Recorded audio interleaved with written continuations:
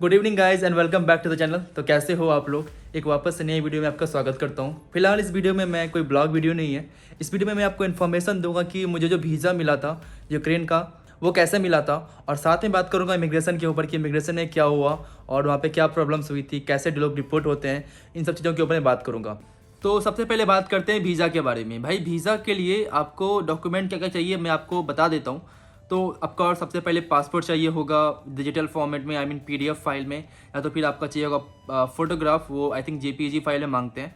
तो ये हो गया आपका पासपोर्ट और फोटोग्राफ। उसके अलावा जो डॉक्यूमेंट्स, सपोर्टिंग डॉक्यूमेंट्स मांगते हैं वो आपकी होटल बुकिंग। आप मान लो कि आप 15 दिनों का वीज़ा मांग रहे हो, यूक्रेन वीज़ा जितने दिनों का मांगेगा उतने दिनों का ही मिलेगा। अगर आप मान के चलो कि आप आज मांग रहे हो 10 दिनों का वीज़ा, तो आपको 10 दिनों का ही देंगे।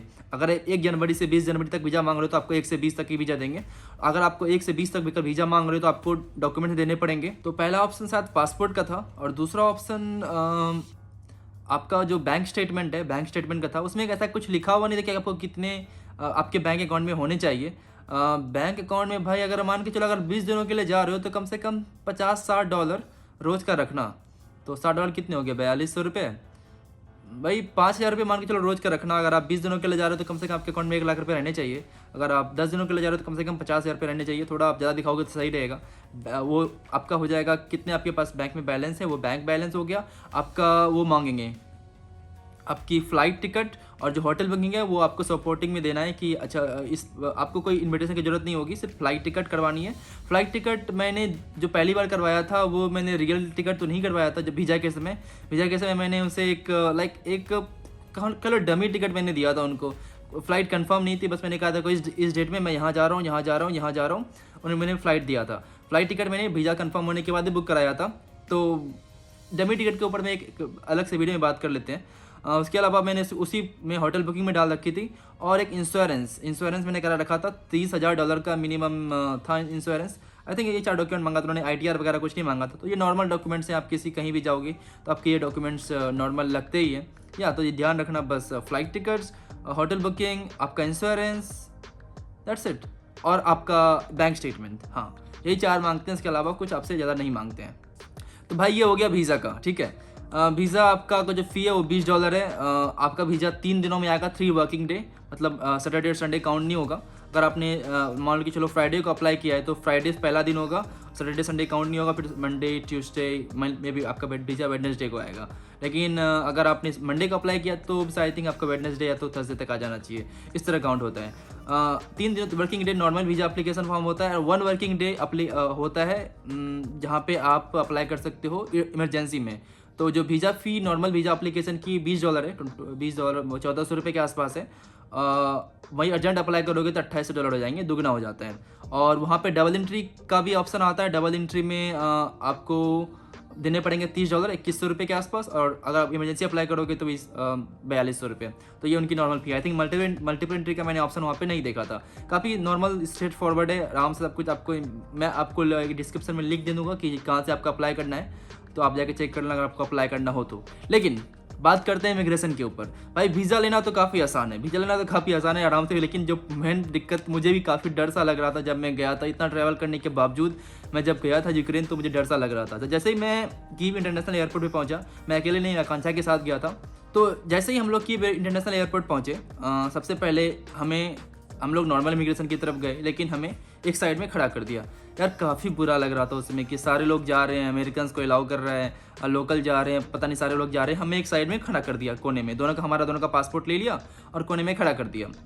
यार आई थिंक 15-20 मिनट तक उसी तरह खड़ा रहा। मुझे लगा क्या हुई बात, नहीं बताओ यार, इतनी बेइज्जती कभी फील नहीं होती यार, क्या बताऊँ। वही ब्रेडन को आराम से जाने देते हैं, कोई सवाल वगैरह नहीं पूछता उससे, और हमसे इतने सवाल पूछते हैं, हमें इस निगाहों से देखते हैं। यार नॉर्मल ट्रैवलर्स हम भी हैं, हम भी जितना पैसा ब्रेडन ने यूक्रेन में खर्च किया उतना पैसा मैंने भी खर्च किया यार, तुम हमें इतनी क्यों परेशानी देते हो। लेकिन नहीं, आराम से साइड में खड़ा कर दिया। और उसके बाद आधे घंटे के बाद आकांक्षा को बोला, आकांक्षा का नाम चिल्लाया। आकांक्षा, मुझे लगा आकांक्षा को क्या हुआ, उसको रिपोर्ट कर रहे हैं क्या। फिर आकांक्षा को बोला जाओ। उसका इंटरव्यू तक नहीं हुआ, वो चली गई ऐसे, क्योंकि उसके पास यूरोपियन सेंगन का काफ़ी वीज़ा था, तो वो चली गई बिना किसी इंटरव्यू के। अब मैं गया इंटरव्यू में, क्योंकि मेरे पास कोई सेंगन वीज़ा नहीं है, मेरे पास कोई यूएस का वीज़ा नहीं है, कुछ नहीं है, तो मेरा इंटरव्यू होना था।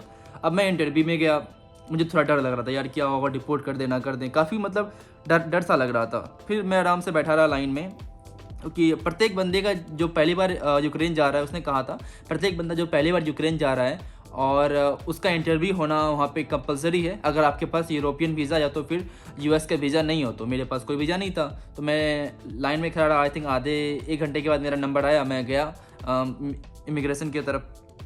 तो उसने सवाल पूछा, सबसे पहला सवाल, एक उन्होंने कैमरा लगा रखा था, एक पूरा कैमरा सेटअप था वहाँ पे, और जो भी हमारी बातें चल रही थी शुरू में उन्होंने कहा कि जो हमारी बातें होंगी वो रिकॉर्ड होगी, ऑफिशियल्स देखेंगे, ब्ला ब्ला देखेंगे। उन्होंने कहा ठीक है, स्टार्ट करते हैं बातें।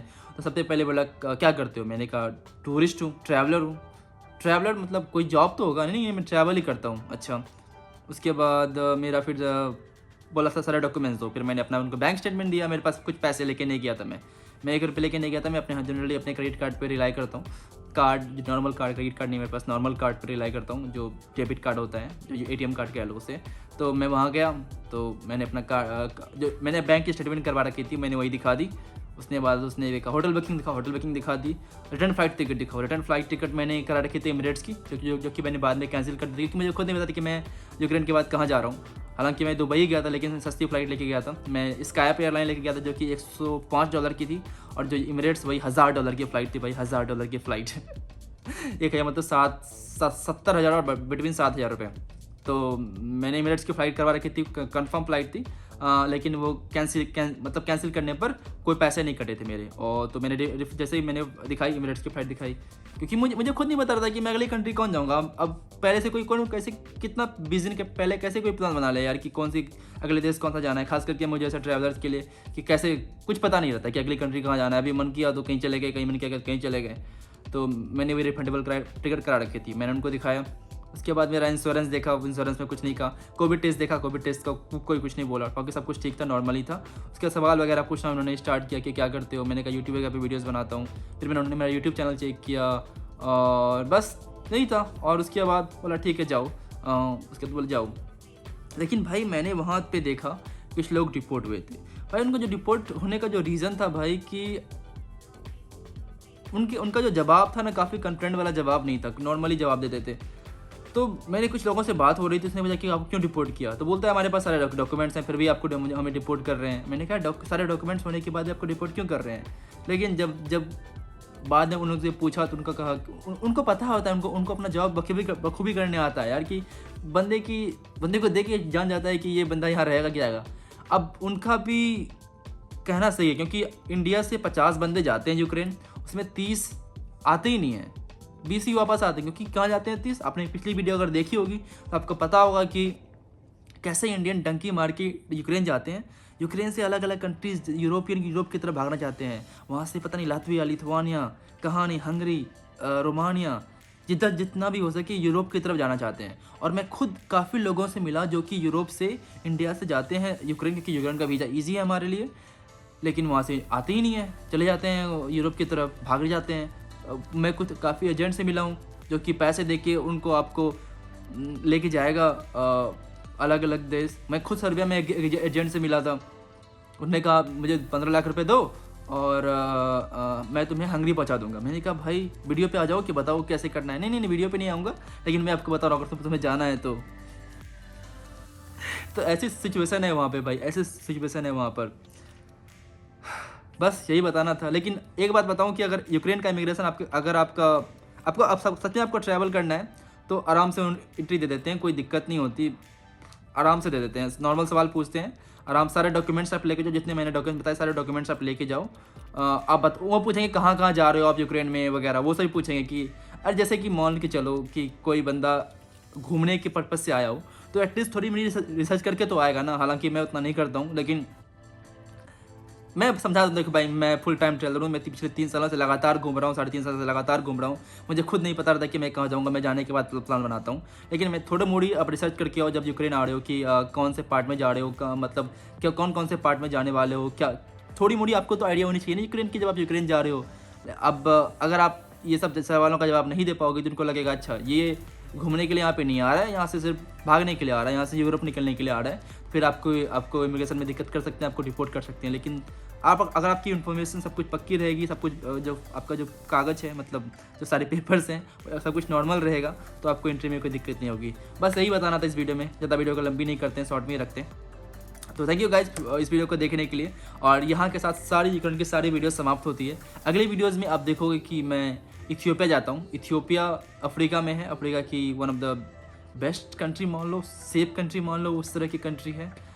तो उस कंट्री में इथियोपिया के बाद मैं जाऊँगा सूडान। तो अभी अगली 10-12 वीडियोज़, 10 वीडियोज़ के आसपास सूडान और इथियोपिया की होने वाली है। तो आप इंजॉय करें अफ्रीका को वापस से अगले 10-11 वीडियोज़ तक। तब तक मैं चलता हूँ, बाय।